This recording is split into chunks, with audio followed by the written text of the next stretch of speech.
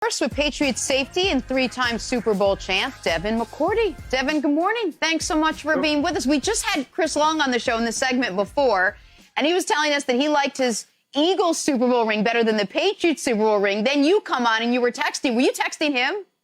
Yeah, I texted him. I told him he always picks Philly over everything New England, but he can't lie about the ring. I mean, he has 283 diamonds. He knows it's better. I love it. Listen, tell us a little bit about what you've been up to. We've been asking athletes who've been joining us sort of what quarantine looks like for them, what projects, things that they're really sort of diving into now. What have the last couple of weeks been like for you? A lot of free time. So, one, being a dad.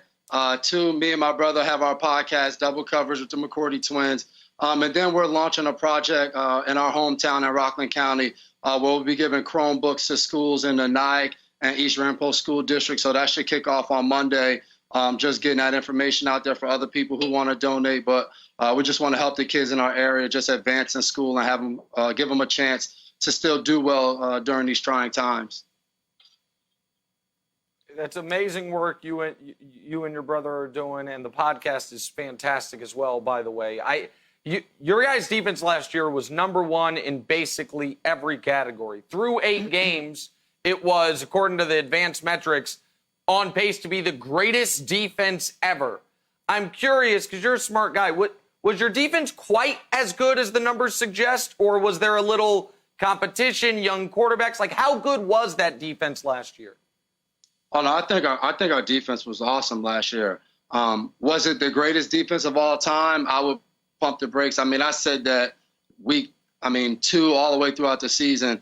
But, yeah, we had some games. I think we played the Jets, and we played against a third-string quarterback because of injuries, and, Sam Darnold had got mono. So there were some games mixed up in there. But overall, I think you take our season's work.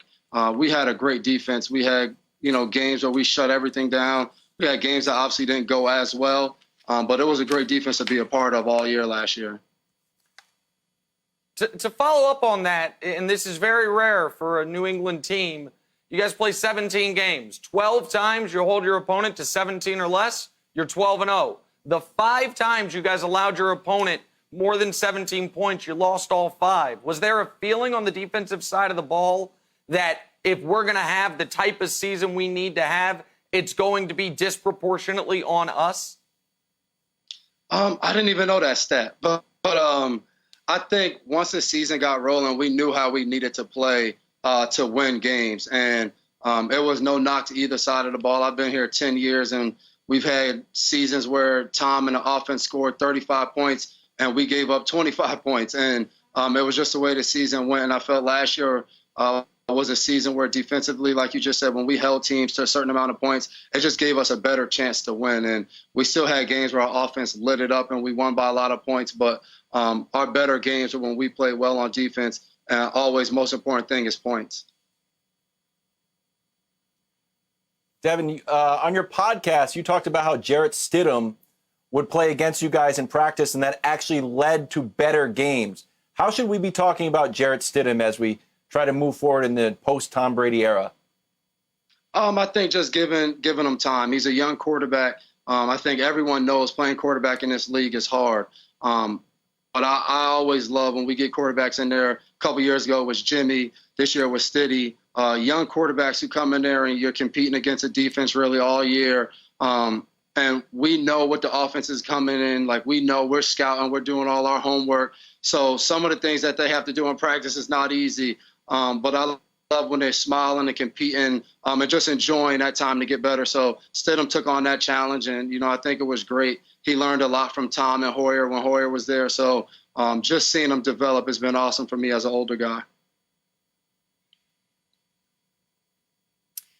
Hey, Devin, I know you've probably spoken to a lot of the guys on the team, and I know you do play on defense, but with Tom Brady gone, does it already feel like this season is going to be a little different, just from what you've been hearing and what you guys have been talking about? I mean, you've read everything, you hear what everyone's saying, but does it feel like the season's already off to a bit of a different start, even though it really hasn't started yet? Yeah, I think without a doubt the season will be different just because you have a guy who's been your guy for the last 20 years, been our starting quarterback, our best player for the last 20 years, and you take him out of the equation. that changes the locker room dynamics. It changes, just the day-to-day of everything you do, because a lot of it is centered around Tom Brady. But I think overall we still have a group of guys that love to compete. We have a group of guys that have been, playing in New England for 10-plus years that know one way, and that's going out there and trying to win football games. So we'll continue to try to do those things, but I'm sure it'll look different this year than it's looked in years past. Devin, one more question for me about Tom. He went on with Howard Stern and said he knew during the season it was probably going to be his last year in New England. You are one of, if not the longest tenured teammate of his. Or at least you've been around him for the last decade, as you mentioned. Did you have that sense as well? You know what? I think when a guy is entering the last year of free agency, I think for every guy, there's a sense of it could be your last year, wherever you're at. As far as him being ready for the season, focus and drive, you couldn't tell that he was thinking about that or anything. He was always locked in, ready to go. I've learned so much from him just Friday captain's meetings of sitting there and listening what he thinks, are keys to winning, not just from an offensive standpoint, but just overall. So he was locked in that way all year. And, I couldn't tell from, the season that there was a chance he would leave. Devin, is there a Bill Belichick type of player? We've seen a lot of free agents are out, so a lot of the rumors about Cam. People say oh, Cam will work with Belichick. He likes to win. No, it wouldn't work with Belichick.